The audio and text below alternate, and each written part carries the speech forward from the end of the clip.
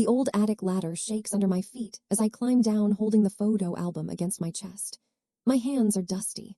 My heart is pounding so hard I can barely breathe. I flip through the pages again. Birthday party at 6. Christmas at 7. Then suddenly, nothing. No school photos. No family trips. No Halloween costumes.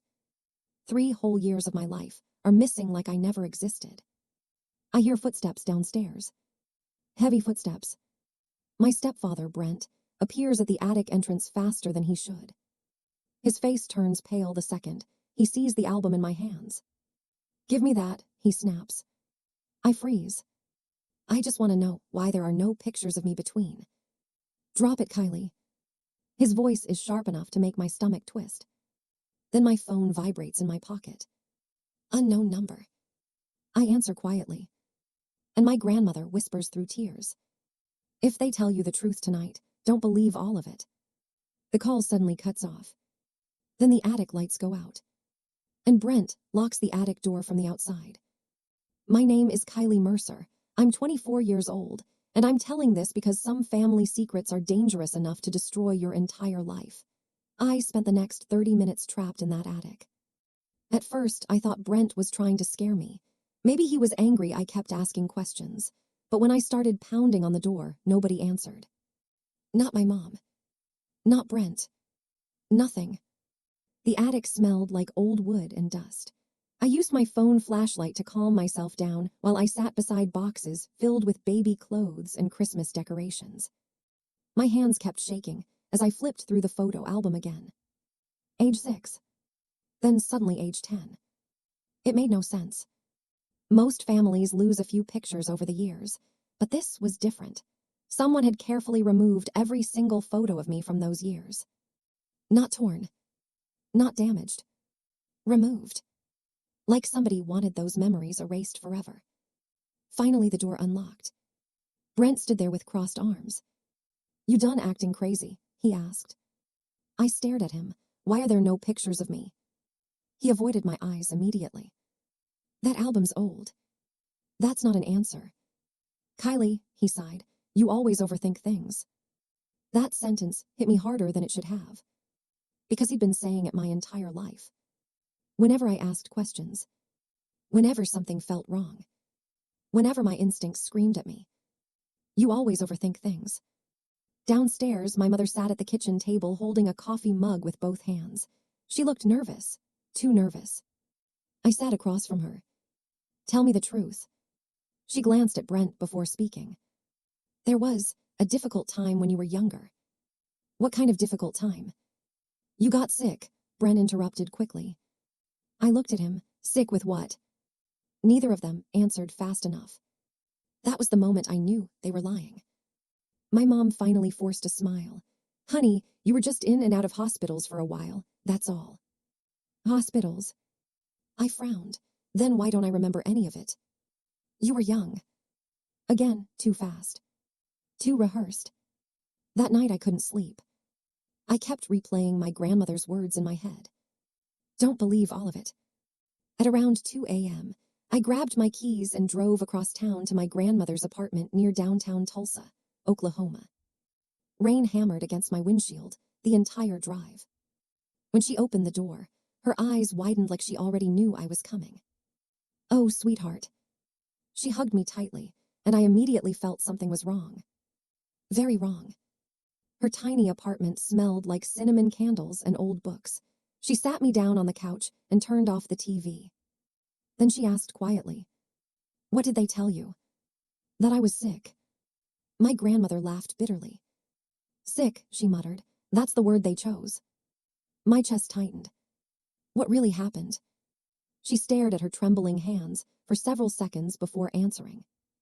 "When you were 7, you disappeared." Every muscle in my body froze.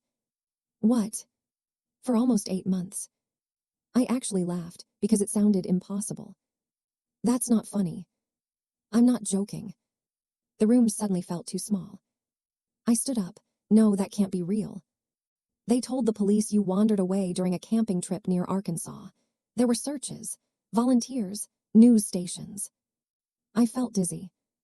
Why don't I remember any of this? My grandmother's eyes filled with tears.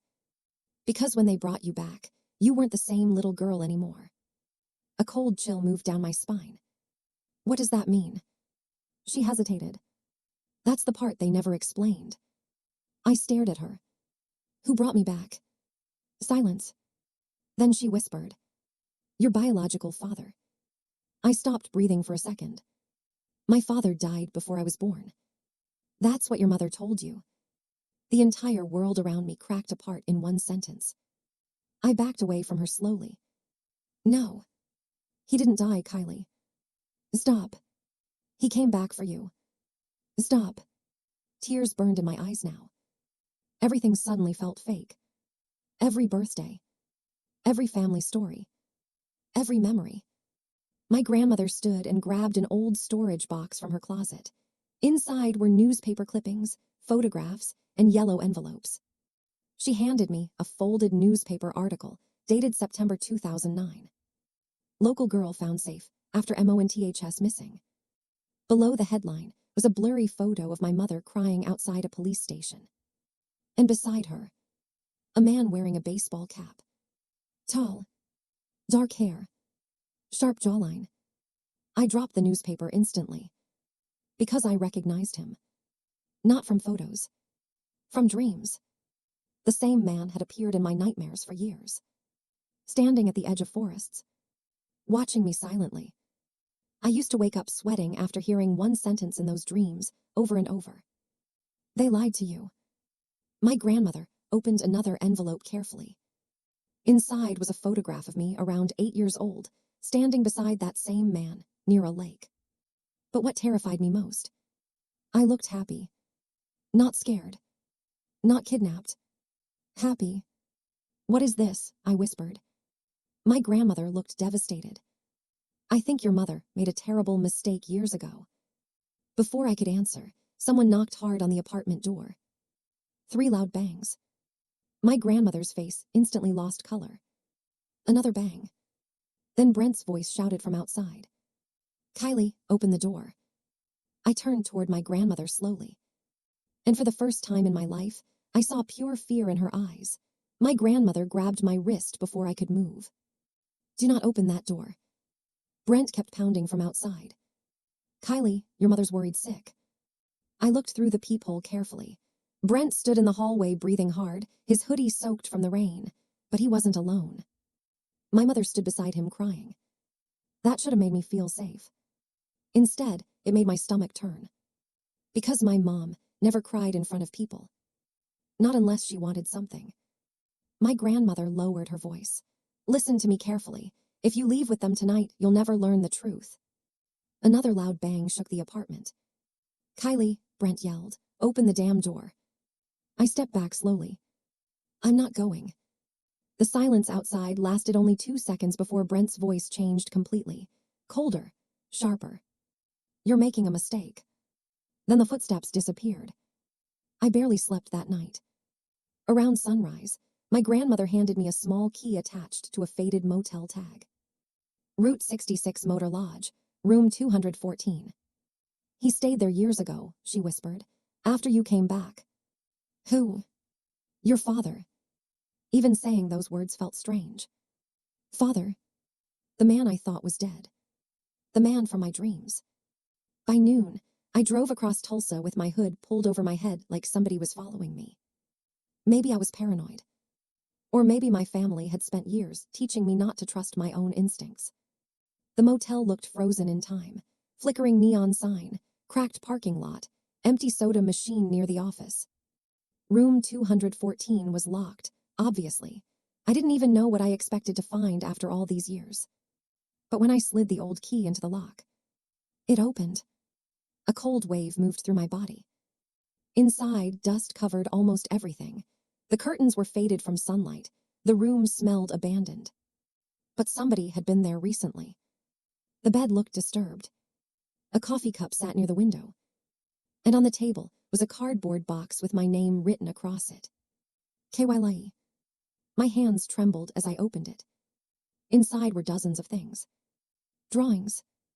Old birthday cards. School papers. Photos. All from the missing years.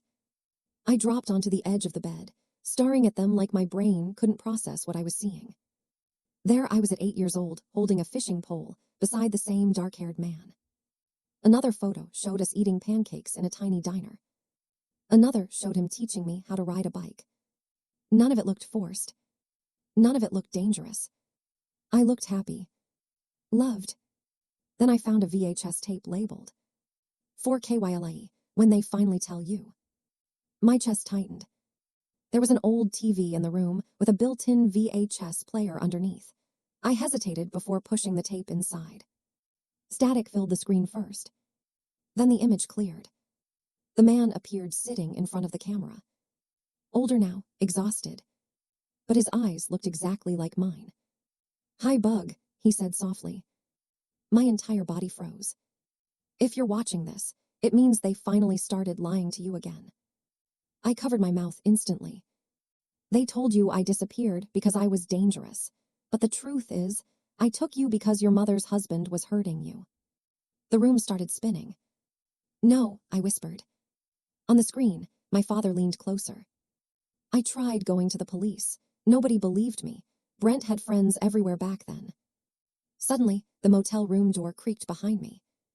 I turned fast. And standing there was Brent. For 1 second, neither of us moved. The TV continued playing behind me, my father's voice filling the motel room. Brent stared at the screen with pure panic in his eyes. Then he lunged for the TV remote. I grabbed it first. "Don't touch it. Kylie, turn that off right now." His calm, fake parent voice was gone. Now he sounded desperate.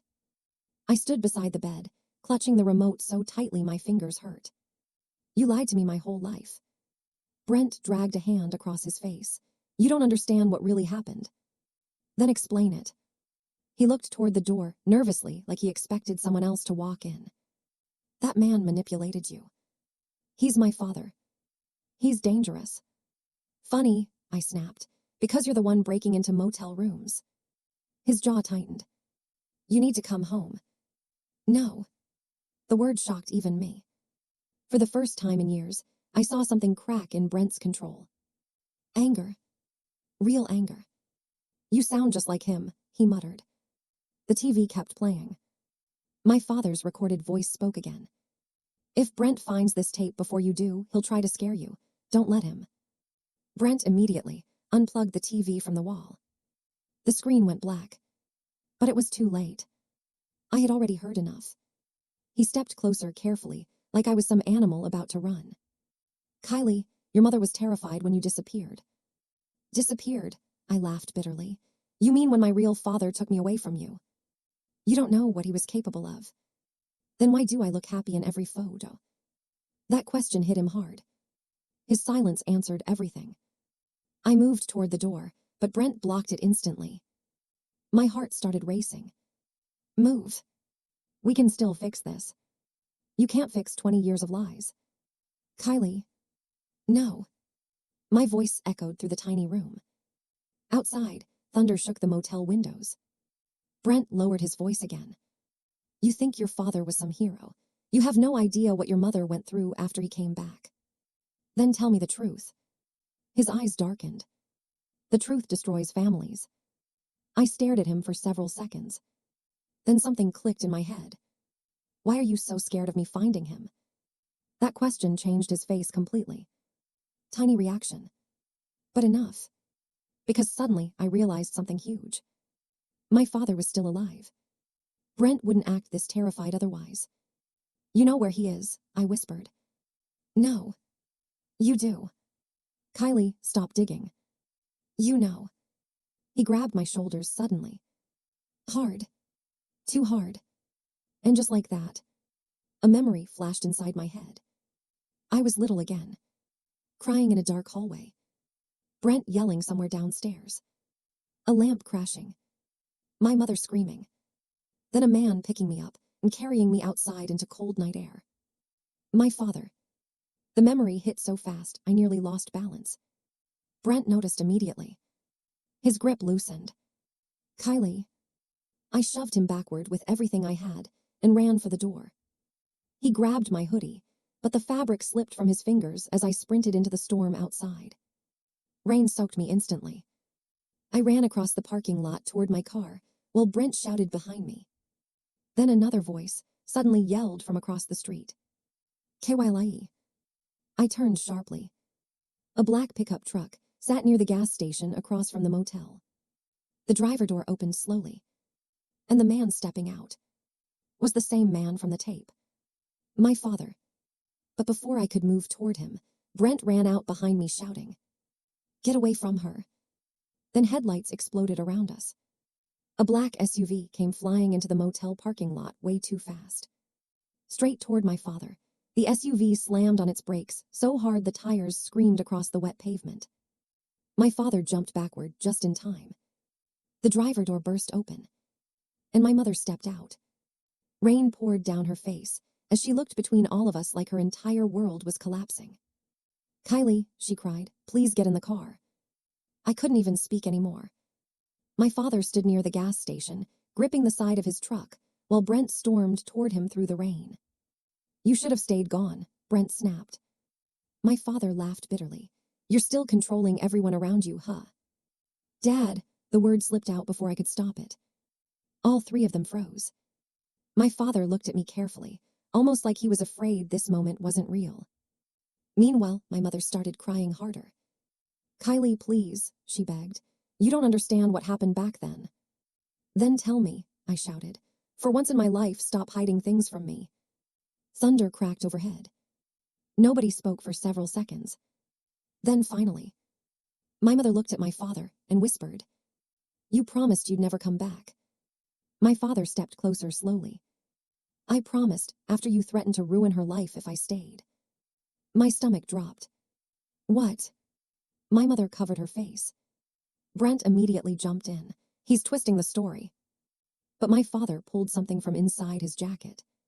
A folder. Old court papers. He handed them directly to me. The papers shook in my hands as I read the first page. Emergency custody request.